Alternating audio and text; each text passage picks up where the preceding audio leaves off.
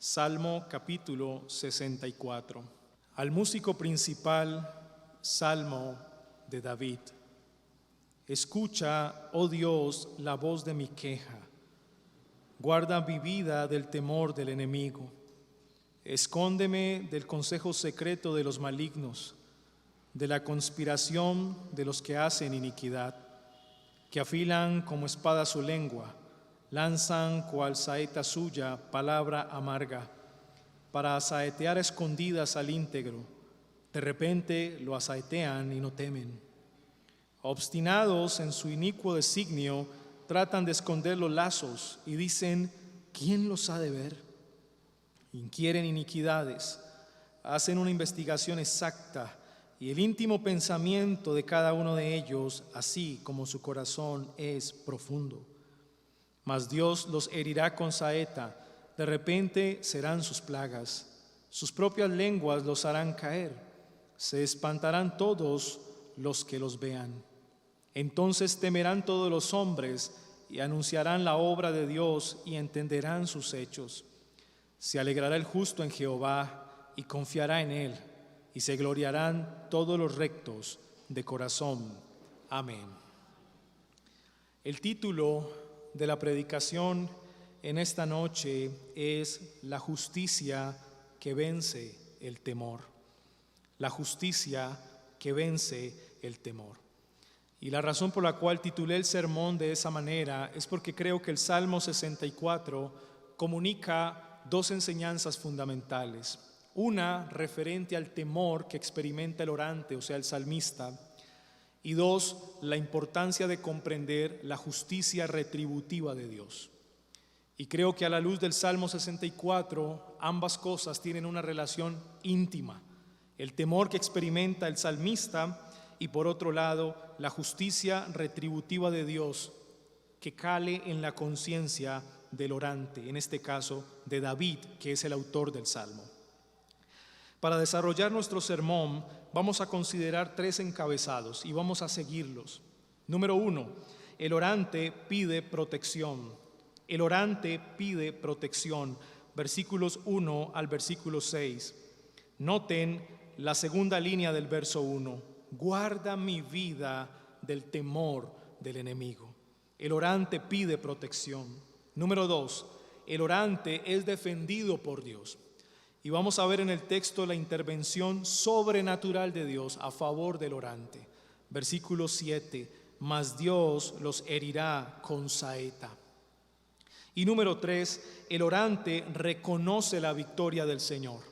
El orante reconoce la victoria del Señor. Versículo 9, entonces temerán todos los hombres. Y esto como resultado de la intervención soberana de Dios. Y anunciarán las obras de Dios y entenderán sus hechos. Tres cosas importantes. El orante pide protección, el orante es defendido por Dios y el orante reconoce la victoria del Señor. Veamos en primer lugar el primer encabezado. El orante pide protección. Dice David: escucha, oh Dios, la voz de mi queja. Si nosotros le preguntáramos al Salmo cuál es su etiqueta de género, pues básicamente el salmista hace explícito el género del Salmo 64. Es una queja, es explícito. Oh Dios, escucha mi queja. Si bien el Salmo 64 tiene elementos imprecatorios, es obvio y lo vemos en el versículo 7 y versículo 8, no deja de ser una queja. Ese es el género del Salmo. Pero no solamente el salmista viene con una queja, sino que la queja trae consigo una petición. Y la petición es por protección. Miren la última línea del verso 1. Guarda mi vida del temor del enemigo. Todos nosotros comprendemos claramente que David siempre ha tenido enemigos. Y conocemos la experiencia del rey al conocer las montañas y al escapar de sus enemigos, muchas veces incluyendo a Saúl cuando lo quiso matar. Sin embargo, hay un enemigo con el cual el salmista ha venido lidiando y ha entrado en conflicto una y otra vez. Y lo hemos presenciado a lo largo de los salmos. Y podríamos decir, es el enemigo principal y es el temor. Más allá de sus enemigos externos, el salmista tiene que lidiar con el temor. Y yo creo que es una batalla que no solamente lidió el salmista, yo creo que es una batalla con la cual todos los creyentes tenemos que lidiar. Todos nosotros debemos enfrentarnos a ese gran enemigo que es el temor. Y muchos de los que estamos aquí hemos escapado de enemigos externos. Hemos experimentado la calumnia o en algún momento el vituperio. Y hemos escapado de eso. Pero muchos no han escapado del temor. Y esa es la problemática que expresa el Salmo 64. Es la petición fundamental. Él pide protección porque él está lidiando con el temor. Su petición se amplía, verso 2. Escóndeme del consejo secreto de los malignos. Es muy interesante la forma como se desarrolla esta queja. Esta queja se desarrolla a través de una imagen bélica, es decir, una imagen militar, la cual describe una batalla. Y hay dos elementos fundamentales de una imagen bélica. El primero es el ocultamiento y el segundo es la agresión. Esos son los elementos de una imagen militar. Y lo que va a pasar a partir del versículo 2 hasta el versículo 5 es que el salmista va a intercalar esos dos elementos. Va a mostrar el ocultamiento de sus enemigos, pero al mismo tiempo va a mostrar la agresión de sus enemigos, y esto de manera intercalada. Miren bien el verso 2. Escóndeme es su petición del consejo, note, secreto de los malignos, de la conspiración de los que hacen iniquidad. Ellos se ocultan para atacar a David. Y es que ese es el enemigo más peligroso, aquel que se esconde, aquel que no muestra su rostro o que no es identificado, sino que ataca en secreto, a escondidas. Ocultamiento, primer elemento de una imagen militar o bélica. Verso 3, segundo elemento, agresión, que afilan como espada su lengua, lanzan cual saeta suya palabra amarga. Esto es un símil. Lo que está haciendo el salmista es que establece una comparación entre la espada y la saeta y las palabras de sus enemigos. ¿Dónde se encuentra el conflicto? Es en la boca de los enemigos. Y esto nos recuerda el Proverbio capítulo 6 que estudiamos el domingo pasado en el estudio bíblico. El proverbista le llamaba hombre depravado y perverso. ¿Y dónde está la perversidad del hombre? En la boca. Pablo en Romanos capítulo 3 también lo describe. Con su lengua engañan. Lo que estamos viendo en el Salmo 64 es que David está siendo atacado a escondidas de manera verbal. Quizá han levantado una calumnia o lo estén acusando de algo injustamente, y eso es lo que le ha traído temor a su corazón. Mire cómo él va a lidiar con esto. Verso 4, para asaetear a escondidas al íntegro. ¿Quién es el íntegro del Salmo 64? Pues es David. Él es el íntegro. Él es la persona recta y justa que está recibiendo este ataque de manera injusta. Ya ha descrito el ocultamiento, verso 2, describió la agresión, verso 3, ahora otra vez ocultamiento para saetear a escondidas. Noten que es intercalado. Y miren la agresión, última línea del verso 4, de repente lo asaetean y no temen. Nuevamente hay agresión.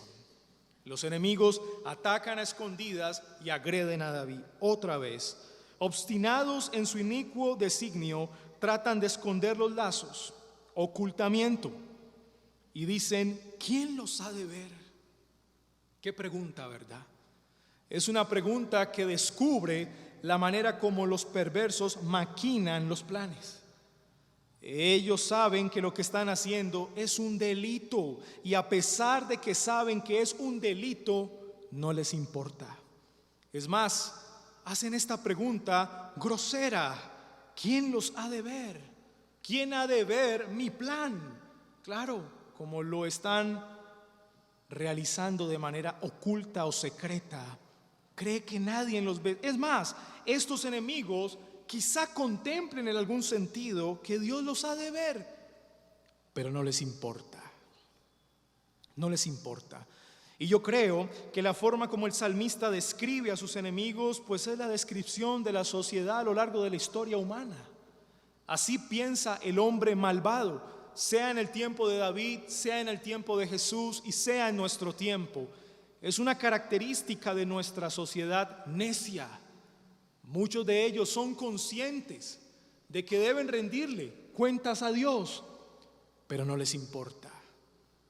Tratan de ignorar esa verdad y tratan de vivir su vida como si esa verdad no existiera. Pero muy en el fondo sus propias conciencias les acusan. Miren la profundidad de la maldad del hombre malo, verso 6.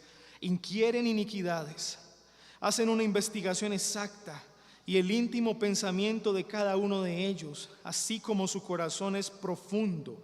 Podemos parafrasear el verso 6 diciendo: lo más profundo de su pensamiento es de continuo solamente el mal. Solamente el mal. Evidentemente el contraste está con David. David es el íntegro del Salmo 64. Él es la persona que no ha caído en la descripción de los malvados. Él está siendo atacado por los malvados. Notan la importancia de la petición. El orante pide protección. Y el tener que lidiar con el vituperio, la calumnia de sus enemigos, ha traído temor a su corazón. Ha traído temor a su corazón. Y cualquiera de nosotros en este momento del Salmo pudiese pensar: ¿qué está haciendo David para librarse del temor que lo atormenta? ¿Qué está haciendo? Y de una manera sobrenatural describe la intervención de Dios en el verso 7 y 8. ¿Quién sale a defender la causa del justo? Jehová. Jehová defiende a David de sus enemigos. Ese es el segundo encabezado. El orante es defendido por Dios. Miren el versículo 7. Mas Dios los herirá con saeta. ¿Recuerdan el símil que hizo el salmista de sus enemigos en el verso 4?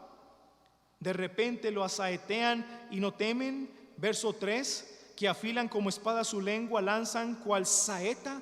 Utiliza el mismo símil para describir el ataque de Dios contra sus enemigos. De la misma manera como el salmista ha sido agredido, ahora Dios atacará a sus enemigos. ¿Quién entra a pelear por el orante, por el íntegro? Jehová. El Señor entra a defenderlo. Él entra a pelear por él.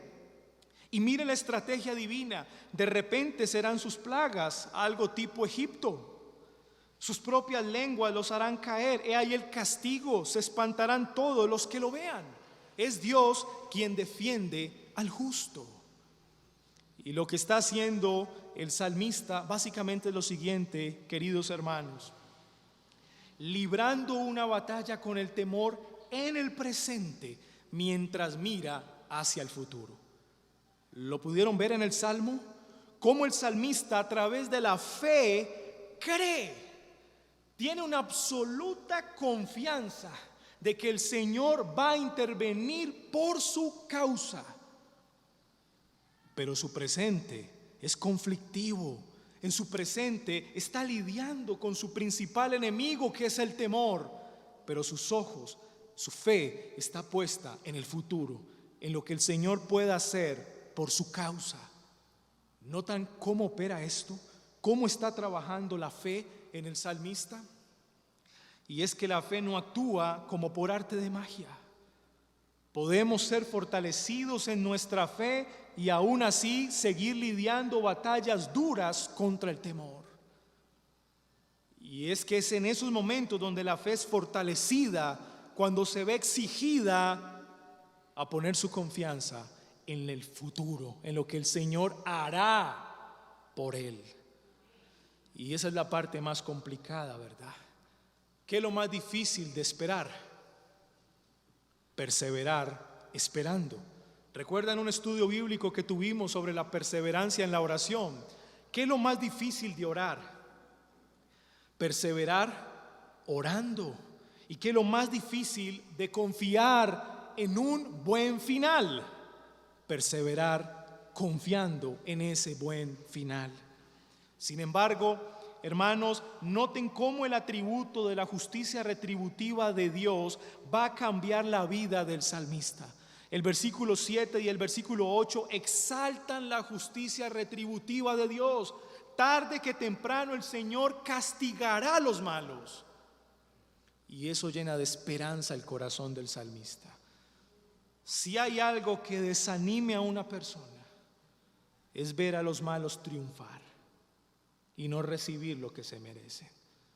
Eso no trae esperanza, eso desanima a la persona.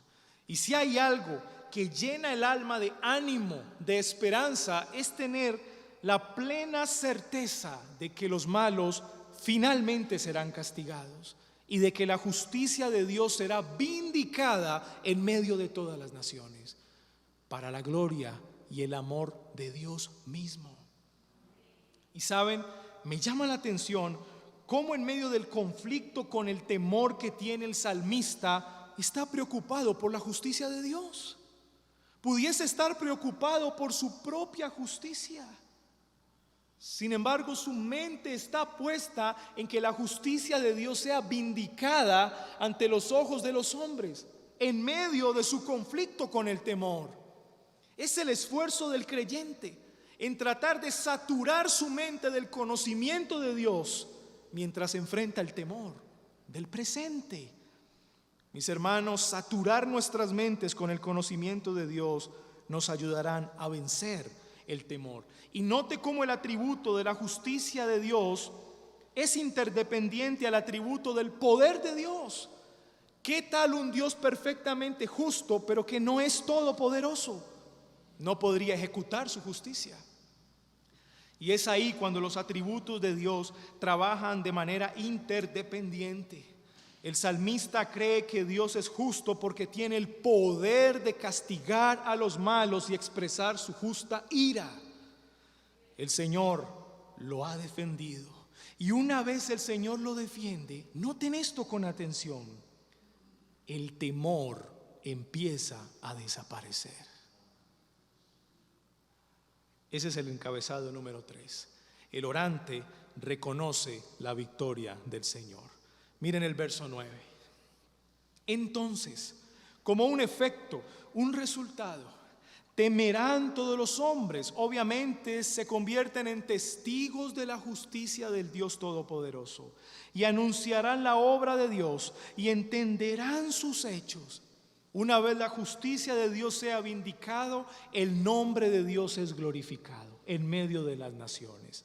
Todos los hombres temerán, pues si hay alguien al cual los hombres deben temer, no es al hombre, es al Señor.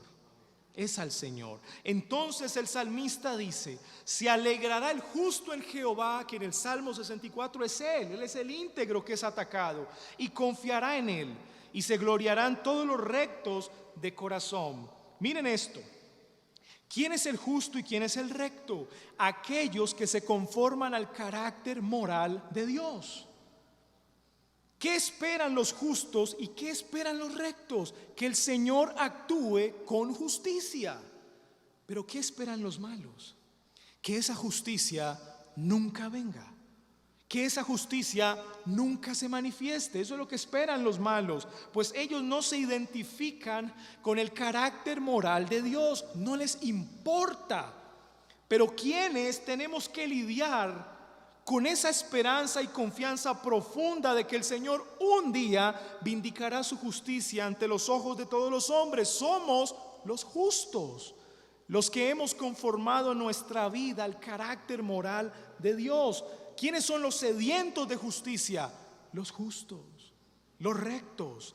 Por eso confían en Él. Ahora, mire con atención el estilo literario del Salmo 64, que es precioso. Inicia con un sentimiento del temor, versículo 1. Guarda mi vida del temor. Y termina con un sentimiento de alegría y de regocijo. Versículo 10. Se alegrará el justo en Jehová. ¿Entienden el contraste en la estructura literaria? Empieza con un sentimiento de temor y termina con un sentimiento de alegría. La gran pregunta que debemos hacerle al Salmo es: ¿qué pasó en la mitad de la historia? ¿Cómo es que se da el cambio tan drástico entre el temor del salmista para experimentar alegría y regocijo? ¿Qué pasó en la mitad? Queridos hermanos, Dios intervino sobrenaturalmente en su defensa. Eso fue lo que pasó. La justicia retributiva de Dios fue manifestada de manera perfecta, de tal manera que aquel creyente que experimentaba el temor al confiar en la justicia de Dios ahora se regocija. Noten que es la justicia de Dios la que vence el temor de David. Es la justicia de Dios. Podríamos estar pensando en muchas maneras en las cuales el orante, que es David, puede pelear para vencer su temor. Pero si contemplásemos una de ellas, sin lugar a dudas, sería esta: la intervención de la justicia de Dios le ha dado la victoria sobre el temor. ¿Y saben por qué, queridos hermanos? Porque el salmista es consciente de que llegará un día en el cual el Señor juzgará a todos los hombres y sus enemigos serán eliminados, por ende desaparecerá para siempre de su vida el temor. Y al final los justos ganan, los justos ganan. Y ahí viene el alivio del temor. La confianza de tener un buen final es que el Dios que ha preparado ese buen final no falla, no falla. Él es perfecto. Y saben una cosa, el salmista no es la única persona que ha experimentado estas cosas. Si nosotros reflexionamos un poco sobre la vida de Jesús, podríamos decir que es el ejemplo perfecto de alguien íntegro, justo, recto, que ha sido atacado, calumniado, acusado injustamente. Yo te pregunto, ¿podrías pensar tú en alguien más? Sin lugar a dudas no lo hay. Ese alguien es Jesús. Y la forma como el Señor reacciona siempre fue en dependencia a su Padre Celestial. Claro, Él se presentó como un cordero en su primera venida, y como cordero tuvo que llevar los vituperios, las acusaciones, las calumnias, las conspiraciones que hicieron tantas veces entre fariseos y saduceos. ¿Recuerdan la relación que había entre saduceos y fariseos? No tenían relación alguna, pero se unen precisamente para matar a Jesús, ¿entienden? Y Jesús tuvo que llevar esas injusticias por causa nuestra. O sea que si hay alguien que verdaderamente sufre lo que está experimentando David a un nivel mucho más elevado, pues esa persona es Jesús. Solo Jesús. Querida iglesia, ¿qué aprendemos de un salmo como este? En primer lugar, aprendemos que el temor es vencido por la justicia de Dios. Es vencido por la justicia de Dios. Y recuerde que la justicia de Dios trabaja en interdependencia con el poder de Dios. Confiamos en que tendremos un buen final porque el Señor no falla. El Señor no falla. Pero hay que confiar. Hermanos, hay que creer. ¿Recuerdan cómo batalla el salmista con el temor, verdad? Él está en el conflicto con el temor en el presente, pero sus ojos, su corazón está puesto en el futuro, allá se encuentra. Podríamos decirlo de esta manera: el salmista vive su día a día a la luz del juicio final, a la luz del juicio final, no pierde de vista el juicio final. Y saben, es bastante paradójico, porque si hay algo en que los hombres no quieren pensar, es en el juicio final. Pero si hay algo en el cual los rectos y los justos deben pensar, escúchenme, deben pensar, es en el juicio final. Es en el juicio final. ¿Qué más aprendemos? Aprendemos que el temor se convierte en alegría. Miren el contraste del temor a la alegría cuando aprendemos a meditar en estas verdades. Nos gusta meditar profundamente sobre la misericordia, sobre la bondad de Dios, sobre su gracia, sobre su fidelidad, pero también es necesario meditar sobre la justicia. Y es allí donde los salmos imprecatorios tienen mucho sentido para la vida cristiana. Y como les dije, pues la etiqueta de género de este salmo es un salmo de queja, sin embargo tiene elementos imprecatorios. Y es que cuando aprendemos a entender la importancia de los salmos imprecatorios, aprendemos a descansar en el Señor, porque entendemos que Él pelea por nosotros y que la venganza no es nuestra, la venganza es del Señor. Y si aquí hay una persona nueva que ha venido por primera vez a este lugar y está escuchando la predicación de la palabra del Señor, querido amigo, evidentemente tú no te puedes identificar con el íntegro del Salmo. Tú eres el enemigo. Tú eres el enemigo. Y como lo escuchaste en la predicación, si no vienes a Cristo, el más recto de los rectos, el más justo de los justos, entonces el castigo divino del verso 7 y 8 vendrá sobre ti. O sea, eso es lo que te espera a ti, querido amigo, si no te arrepientes. Pero para que aprendas a valorar y a amar la justicia de Dios y no lo veas como un enemigo, tienes que venir a Cristo. Él es el único que puede reconciliarte con Dios el Padre.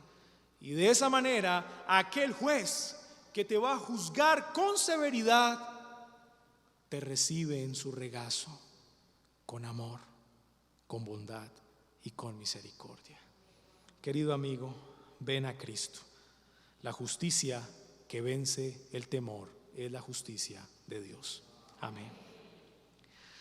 Padre nuestro, te quiero dar gracias por este tiempo. Gracias por tu palabra, Señor. Y gracias por permitirnos enseñar en esta noche. Te ruego por cada uno de mis hermanos que han venido lidiando con el temor en sus vidas. Ayúdanos a meditar y a pensar más en tu justicia. Ayúdanos a saturar nuestras mentes del conocimiento de Dios. Es ahí donde la teología propia, la doctrina de Dios es de vital importancia para nosotros. Señor, pon en nosotros esa pasión, ese deseo, ese anhelo, ese ánimo por conocerte más, por conocer tus atributos y cómo todos estos trabajan de manera interdependiente. Oh Señor, tú eres justo, eres perfectamente justo porque eres perfectamente santo y eres perfectamente poderoso. Y por eso confiamos en ti.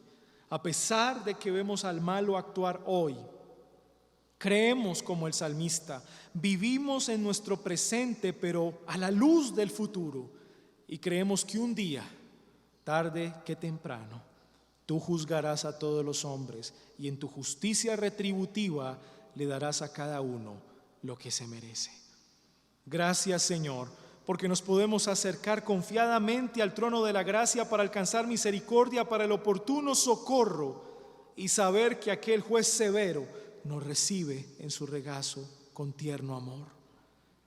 A ti, Señor, sea toda la gloria. Mientras te cantamos y te adoramos, Señor, tú vences nuestro temor. En el nombre de Jesús. Amén.